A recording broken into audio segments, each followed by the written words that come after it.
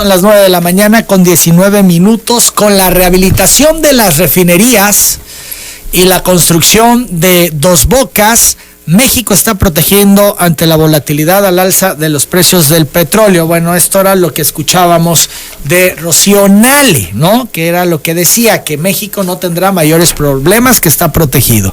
Y para el cierre de este año se espera una producción de 900 a 1 millón de barriles diarios por parte del Sistema Nacional de Refinación, que actualmente genera 700 barriles, adelantó Rocío Nale en su participación durante el foro Meet Energy Point, innovación que impulsa el sector energético. Reconoció que existe un déficit de procesamiento y justificó que por ello es necesario realizar el proyecto de Dos Bocas. Eran las 6 refinerías trabajando al 100%, todavía tenemos un déficit. Por eso es que se decidió hacer una nueva refinería, y no es por capricho, y fue en Dos Bocas, y no porque el presidente sea de ahí, que sí es de ahí, sino porque se encontraron las condiciones óptimas. ¿En eso coincides, Ramsés? Sí, no Dos Bocas es el lugar idóneo. Idóneo y necesario. Lo voy a decir por qué. A ver, tiene 6 refinerías.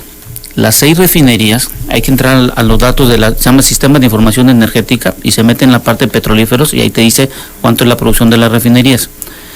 La primera refinería que tenemos en nuestro país fue la de Tampico Madero en 1914, ya tiene más de 100 años, se le ha metido inversión.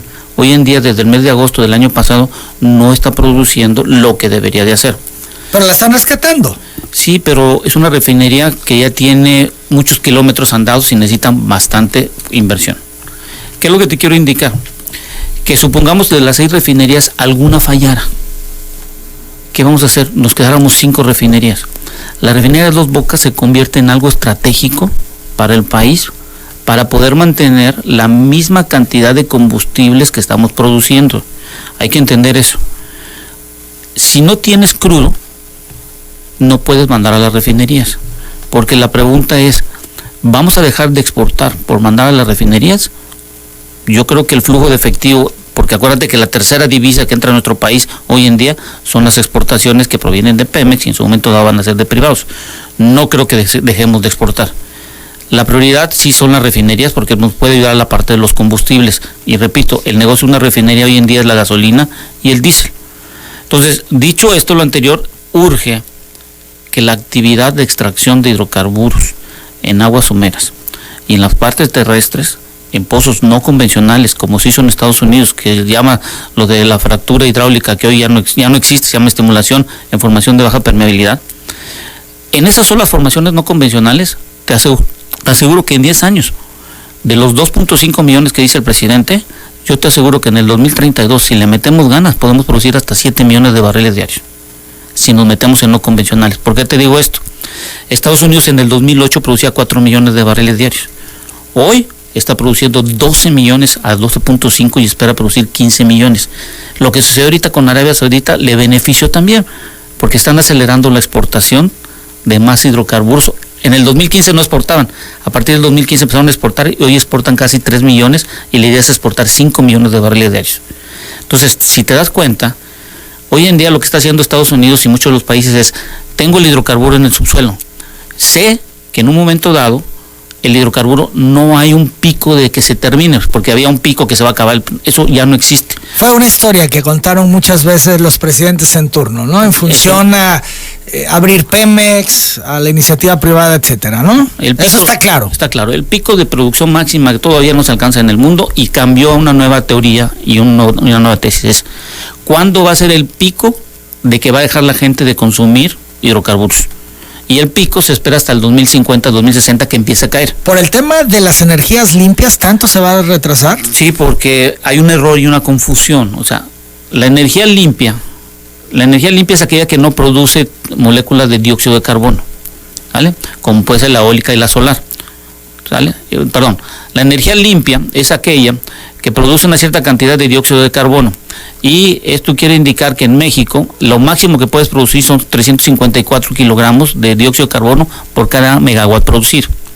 Las energías limpias son las que producen 0 contaminantes, energía eólica o la energía solar o la energía hidráulica o la energía nuclear. Esas no producen ninguna emisión de dióxido de carbono. ¿Quiénes sí producen dióxido de carbono de acuerdo a la ley que tenemos hoy en día? El gas natural, que produce alrededor de 250, que está por debajo de la norma, pero el carbón produce 650 y el diésel y el combustóleo más de 700. Entonces, la pregunta es, ¿cómo genera la electricidad? ¿Qué tanto aportas de contaminantes de dióxido de carbono?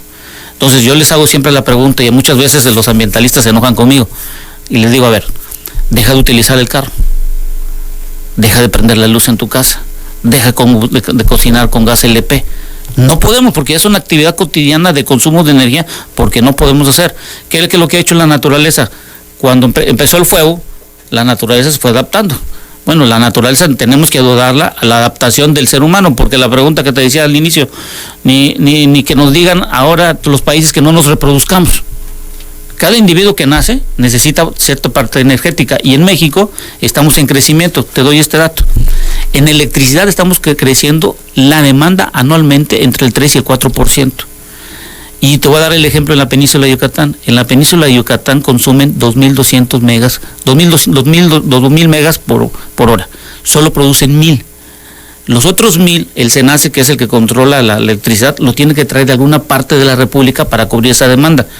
Pero si está creciendo al 4%, imagínate, ¿quién va a cubrir esa generación que no se tiene? Están rebasados. Entonces CFE no tiene suficiente dinero. Y por eso los apagones que han sufrido, ¿no? Claro. En la península, que han dicho que han sido otras cosas, pero la realidad es que no tienen la capacidad para surtirles lo que requieren. ¿Y eso cómo lo vas a sustituir? Necesitas inversión. Porque lo que te platicaba ahorita, una planta de ciclo combinado de 100 megas te cuesta alrededor de $200 millones. Una de 500 te va a costar más de $1,000 millones. Fíjate, regresando con Rocío Nale, la secretaria de Energía, ella señaló que probablemente se haga una cuarta subasta eléctrica, pero con ciertas condiciones. ¿Vamos a hacer una cuarta subasta? Sí, probablemente sí, lo más inmediato que se puede, y dependemos de la transmisión. Y de esa subasta no van a ser iguales. A ver, señores, vamos a hacer una subasta de 200 megawatts, por decir, en Aguascalientes. Vamos a hacer una subasta en tal lado, o sea, donde se necesite, donde se requiera para tener un balance en el territorio nacional. ¿Cómo ves esto de la subasta? Aplaudo y lo que digo que eso es bueno, es por ahí. Y la subasta significa que la inversión la hacen privados, porque el privado va a tener el riesgo de la inversión, el riesgo de la producción y la operación de la planta. Hay que aclarar algo muy importante. A ver, la Comisión Federal de Electricidad no es quien controla el balance de energía en el país. Es una empresa más dentro del mercado de electricidad hoy en día. El que controla todo el balance energético es el SENACE. La estructura que tiene la Comisión Federal de Electricidad, postes, líneas y todo lo demás, no es de la Comisión Federal de Electricidad. Se le paga, y lo pueden ver en sus recibos, costos de transmisión y de distribución, y cada parte lo paga del mercado, privados, y todo el mundo le paga. ¿Por qué? Porque el SENACE no todavía tiene la estructura para poder controlar esa infraestructura grandísima. Son las 9 de la mañana, 27 minutos. Ramsés, el tiempo vuela. Yo agradezco mucho tu presencia y este análisis que nos has hecho esta mañana. Yo quisiera que a manera de resumen me pudieras decir 2 o 3 puntos claves de esta situación que se está viviendo en Arabia y el impacto directo a México. Bueno, primero, una oportunidad única de atraer inversión ante regiones calientes como en los países del Medio Oriente. Número 2, el precio del combustible al consumidor no va a ser afectado porque tenemos un precio objetivo y depende del estímulo que pueda aplicar la Secretaría de Hacienda y Crédito Público. Y número 3, Comisión Federal de Electricidad y Pemex no tienen el dinero suficiente para poder cubrir el total de la demanda del mercado energético, por lo tanto tiene que haber una combinación de privados que vengan a tomar el riesgo de la inversión ahora que los intereses a nivel mundial están bajando. Eduardo Peña Flores te pregunta, Ramsés, ¿con qué redes sociales cuentas para poder contactarte? @economía.ol, me pueden contactar en Twitter y hay una página que se llama Mercado Energético, algo así. Rubén Arceo comenta, el problema en México es que nunca hemos tenido un proyecto de nación a corto, mediano y largo plazo y no hay continuidad, son gobiernos de ocurrencias y más en el asunto de Pemex, es lo que dice Rubén Arceo. Patricio Bosch te envía saludos, Ramsés, yo agradezco de nueva cuenta tu presencia y más adelante, bueno, pues seguimos con el análisis porque sin duda tiene muchas aristas. Y es la única oportunidad que tenemos hoy en día. Y lo importante es que tengamos la información correcta, ¿no?